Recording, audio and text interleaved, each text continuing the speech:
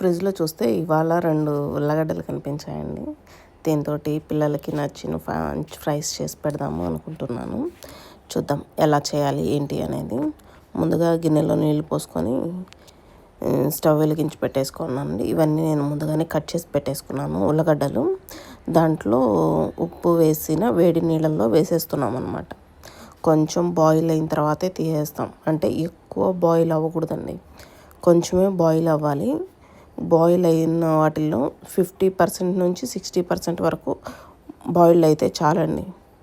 మనకి తెలిసిపోతుంది ఇది ఎంత బాయిల్ అయిందనేది.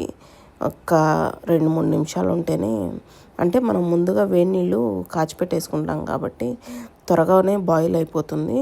చూడండి, ఆల్మోస్ట్ మనకి 50% వరకు బాయిల్ అయిపోయింది. ఇంకాసేపు ఉంచేసి మనం వీటినన్నిటిని వడకట్టేసుకొని మసాలాలు రెడీ చేసుకుందామా.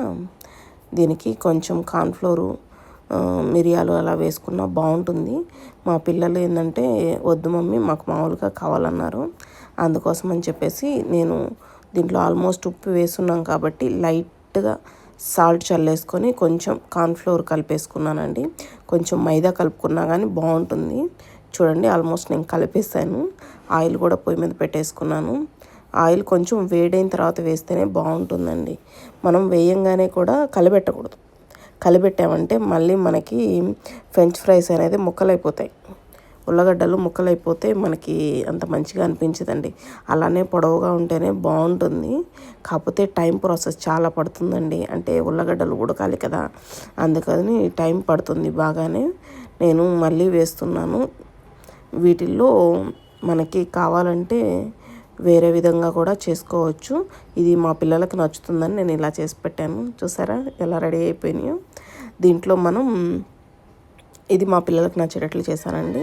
దీంట్లో ఉప్పు వేసేస్తున్నాం కాబట్టి కారము, మిరియాల పొడి, గరం మసాలా వేసేసుకొని మనం నీట్గా కలిపేసుకొని కొంచెం మైదా కావాలంటే వేసేసుకొని మనం ఇవి కొంచెం మసాలా ఫ్రైడ్ రైస్ లాగా ఉంటాయండి. టేస్ట్ బాగుంటాయి. అవేంటంటే ఓన్లీ కొంచెం చప్పగా అనిపిస్తాయండి. మా పిల్లలకి ఏదో నచ్చుతుందని నేను చేసి పెట్టాను, కానీ ఇలా చేసుకుంటే చాలా బాగుంటుంది. చూసారా, ఫ్రెంచ్ ఫ్రైస్ రెడీ. చూస్తూనే ఉండండి ట్రెండింగ్ సురేఖ. Thank you.